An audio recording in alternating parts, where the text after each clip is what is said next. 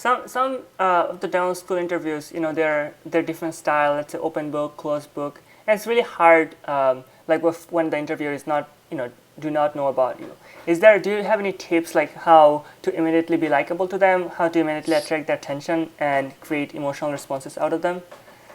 So I'm going to say this from my own experience, but having talked to other people and advised them about this, I know this is different for everyone.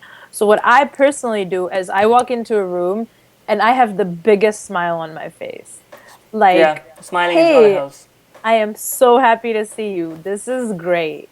I am so excited to be here. And the reason I do that, but again, I know I'm just a smiley person in general, and a lot of people worry about not being taken seriously if they're smiling too much. I agree. So what you want to do is you want to avoid giggling and you want to just smile. A Yeah. smile is professional. Giggling is what girls do in a gaggle. So that's not what you want to do. Yep. So that's one thing. Smiling always helps, straight up from the beginning. A strong handshake is the second thing. You want to give two pumps, and you don't want to, as a guy, you don't want to squeeze it too tight. As a girl, you don't want it to lay there like a Weak plump person. fish. Exactly. You want to have a strong handshake and two pumps. That's the most professional way to do it.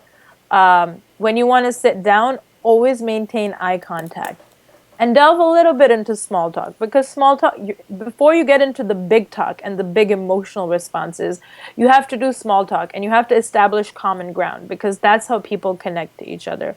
So what Right. I do is I will scan my interviewer or my patient or whoever it is, and I will try to find something that they care about. This applies to interviewers, patients, friends, everyone. I will try to find something that they care about. Let's talk about that. And then you take the spotlight off of it being an interview of you onto an interview of them. They are telling you about their school. They're telling you about their life. They're telling you about their childhood and about their college career and about their dental school years. And once people start talking about themselves, they love talking about themselves. You've already won them over.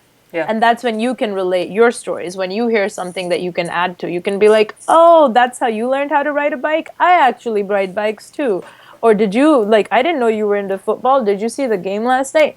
And that's how the conversation flows. So I think the key is to keep it as conversational as possible. So you're making it awkward for them to bring up those really tough questions like, so where do you see yourself in 5 years? Or so tell me about your weaknesses.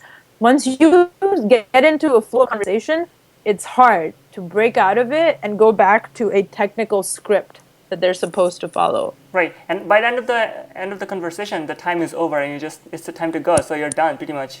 It guarantees that Exactly. you're in. So Exactly. that's awesome advice. I listened to an advice from a management consultant, and since we have a lot of management consultant friends, I could tell you a lot about them. One of them, he was showing interview practice, and he said, "I'm thrilled to be here," and that sentence kind of like put the interviewer at ease, and seeing that this person is really excited to be here. Yeah, and That's smiling. true. Yeah. You want to be smiling and you want to show excitement by saying you're thrilled to be there. Because what's better than being thrilled?